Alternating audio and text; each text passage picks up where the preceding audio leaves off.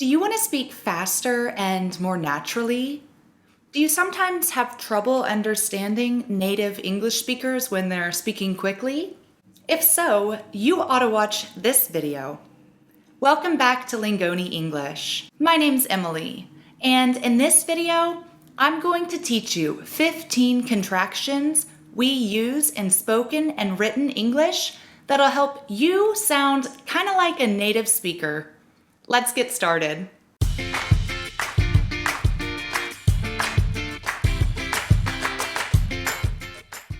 Now remember, contractions are multiple words we put together as one.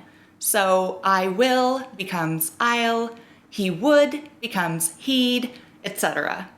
So you for sure know those contractions by now, but in this video, I'd like to take a look at some more interesting ones that you can use to help you sound more like a native speaker. In this first video, I want to start with ones that you can write down. There's going to be a second video that you can watch, and those are exclusively spoken contractions. So in this video, you can say these and you can write them down. Just remember that these contractions are very informal. So you can text these to a friend or use these in an email to a close colleague, but stay away from these when you're in any formal situation, especially writing formally. Spell everything out and use the proper English words for all of that.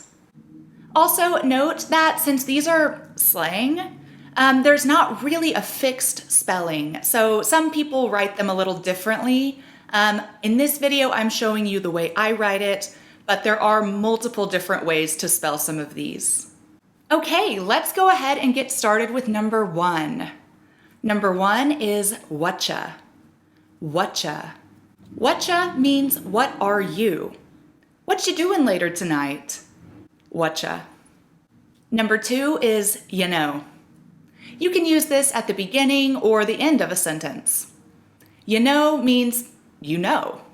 So, you know what I was thinking about the other day? Or, he was acting kind of weird, you know? Number three, gonna. Gonna is a contraction of going to. If I'm not home in time, my mom's gonna be so mad. Gonna. Number four, gotcha or got you. You can spell it G-O-T-C-H-A or G-O-T-C-H-U. They kind of mean the same thing. Both mean got you. Gotcha can mean either I understand or I'll take care of it.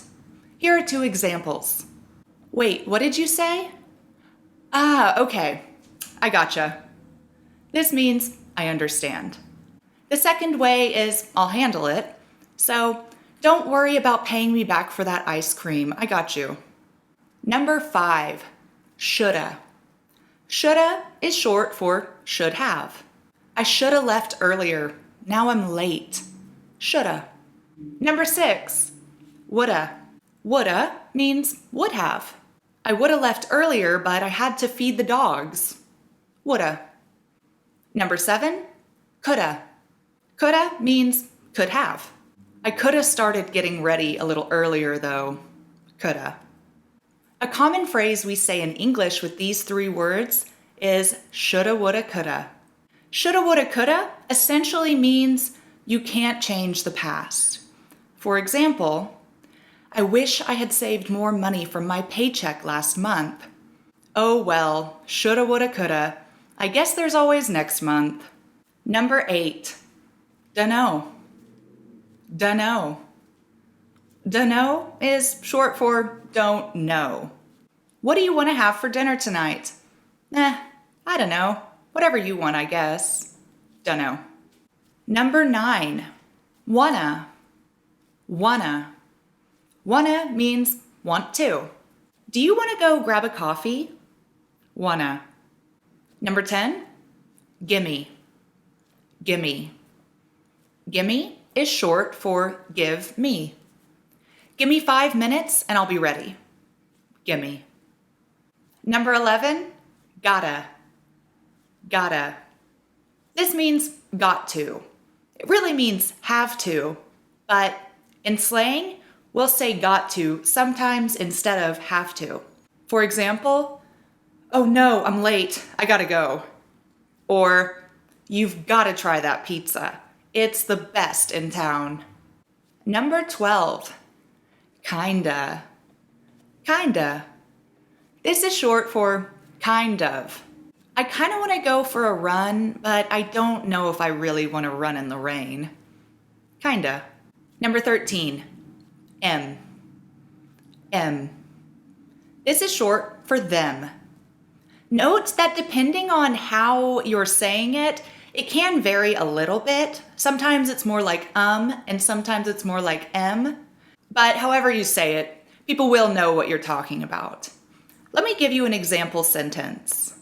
When you talk to Sue and Ollie, tell them to come over around 7. Note that it kind of sounds like the word him in English when you're saying it quickly, so be aware of that. Here's an example of how confusing it can be. Sue and Ollie are coming over for dinner. Tell them to be here around 7. And if you see Greg, tell him I said hi. Just be aware of how similar those words sound, but this is a great word to use, so practice using it when you're speaking quickly. Number 14, my favorite, y'all. Y'all. Y'all means you all. Y'all should totally come on vacation with us this summer. Y'all. And lastly, number 15, yeah. Yeah. This is just short for you. Love ya. Talk to you later. See ya. Yeah. Alrighty, well those were 15 spoken and written contractions in English. Want to try these for yourself? Which one was your favorite?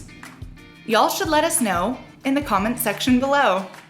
Thanks for watching Lingoni English. Don't forget to subscribe, and we'll see ya in our next video.